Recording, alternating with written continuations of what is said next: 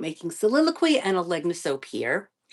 And if you are living on the northeast coast of the United States, we have a blizzard.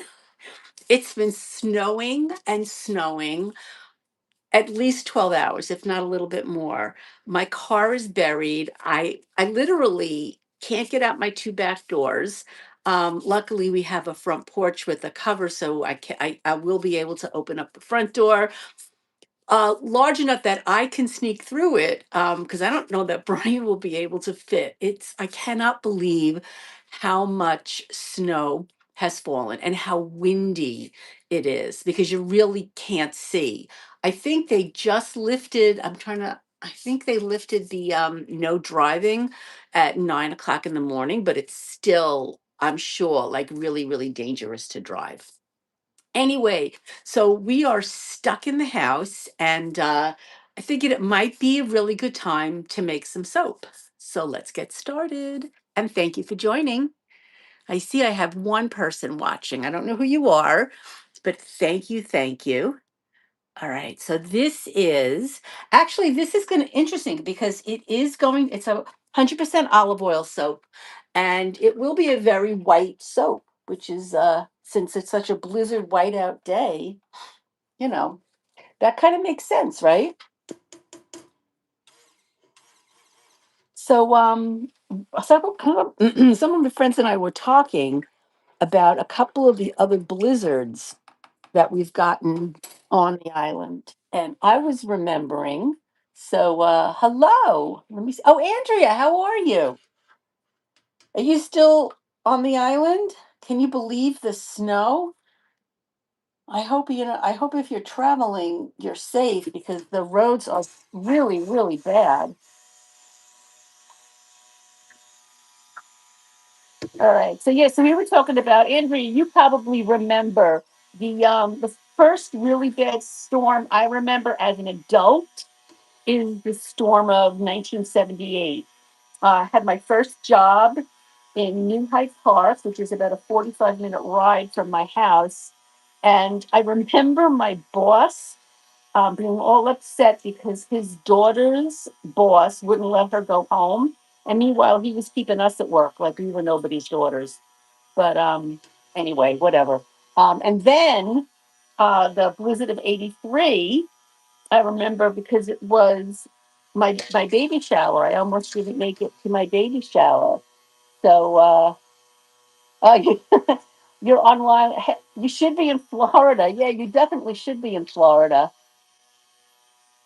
I just remember how awful it was to drive in both of those storms.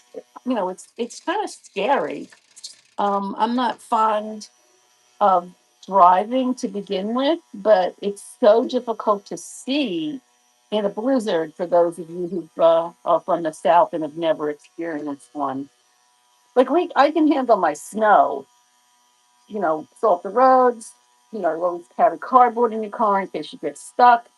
Even though I probably don't have to do that anymore, given that I've got a car that um, I don't know what is it, positive traction or whatever.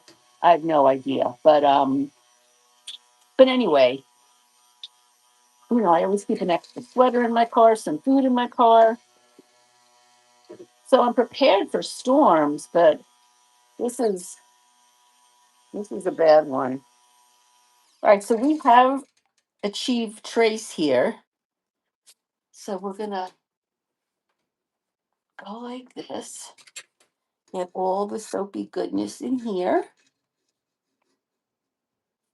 Yes, this is 100% olive oil, Andrea. Yep, it is.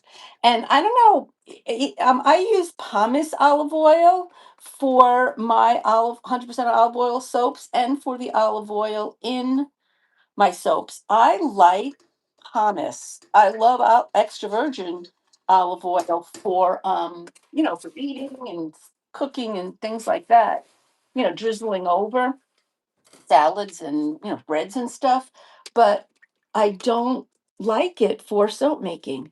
And yeah, there's no scent in this soap. This is just 100% olive oil, no scent, kind of plain and boring soap, but really good. It hardly lathers at all. And I always tell people before they buy it that if they want a really bubbly soap, this is not the soap to buy.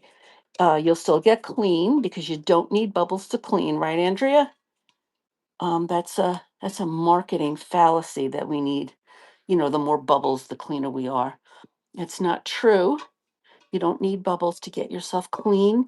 You don't need bubbles to wash away germs or dirt. But we've been kind of led to believe that.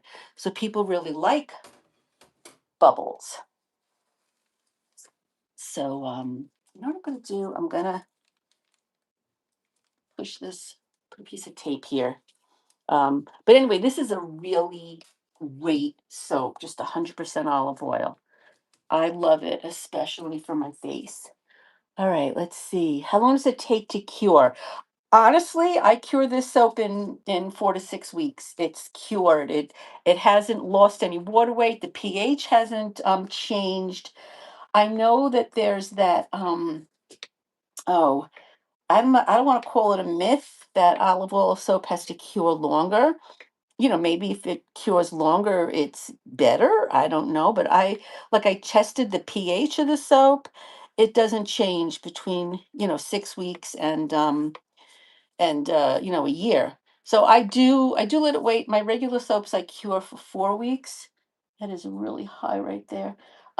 These soaps I cure for an extra 2 weeks, but yeah, that's it. After 6 week, it is good. So hello, Ashley. Is that Ashley Lynn? Yeah. Hey, Ashley. Yeah, so Andrea, that's what I do. I let it cure for about 6 weeks, a little bit longer on my racks, just because and I won't cut this right away. So my other soaps I can cut within 24 hours. This one needs time to wait. I have done a water discount on it, and it still needs that extra time before I cut it. It's just really, really soft for a while. So we're making soap. I just finished. Let me show you. This is an olive oil soap.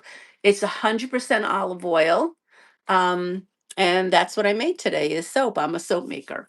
So anyway, hopefully you guys are be able to keep warm. You still have electric in wherever you are if you're in the Northeast. Andrea, I hope you get to Florida safely when you actually get to go. Thank you so much for watching. Thank you for your likes. Thank you for subscribing. I appreciate it so, so much. I really, really do. That's it for today. I'm going to put this away. I'm going to go upstairs. I'm going to have to help Brian shovel. I hate shoveling snow. And that's it. Thanks for watching. And